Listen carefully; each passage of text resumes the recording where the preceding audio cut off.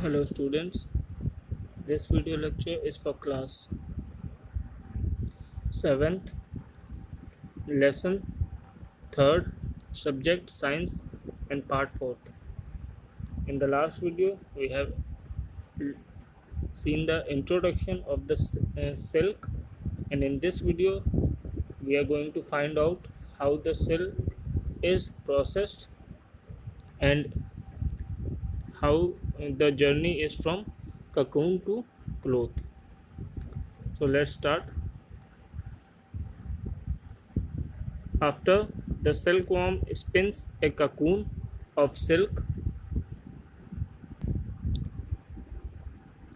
around itself, the cocoon is left behind and an adult moth emerges.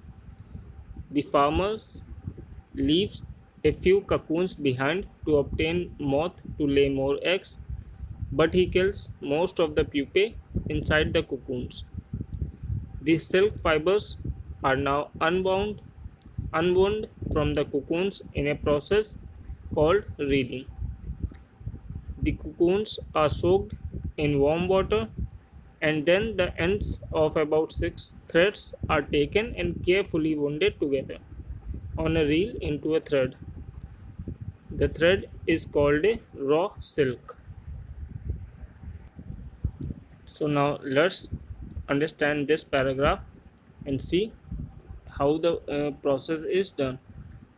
First, the silkworm spins a cocoon of silk around itself. The cocoon is left behind and an adult moth emerges. This is the natural process till here. The silkworm spins a cocoon of silk around itself, and the cocoon is left behind, and after the few days the adult moth emerges from that cocoon. But what does farmer do? Farmers leaves a few cocoons behind just to obtain moths to lay more eggs later, but he kills most of the pupae inside, because when you have to make thread from the cocoons, you have to dip those cocoon in the hot water to take out the thread from it. So when they put the cocoon in hot water, the cocoon or the silkworm inside the cocoon dies. So then later the silk fibers are unwound from the cocoons, and this process is called reeling. The cocoons are soaked in warm water, and then the ends of 6 threads are taken carefully and wound together on a reel into a thread. And if you want to see the process, it's here in this diagram. Here you can see the cocoons, and 6 threads are taken and then make the thread out of it. Now let's move forward. Now the silk is washed, dried, and then twisted into thicker yarns by the process called throwing. It is then boiled in soap water to remove its natural gum.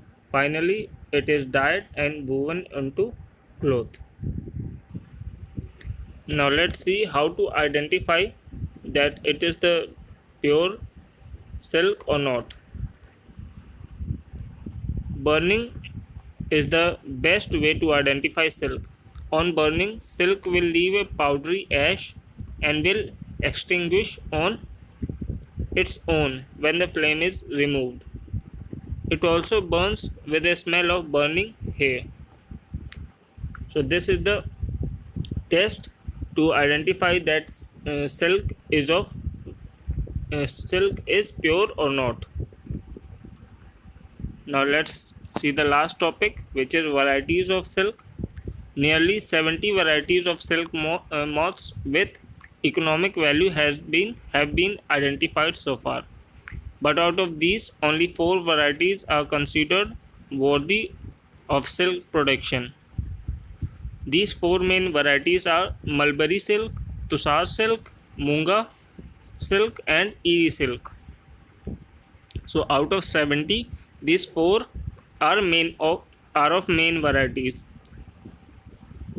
Mulberry silk is produced the most in silk industry and is further woven into different varieties such as plain silk, Dupion, charkha, matka, chiffon, creepy, Murshidabad, etc. So this is your theory part. In the next video we will be completing exercises and question answers. Thank you.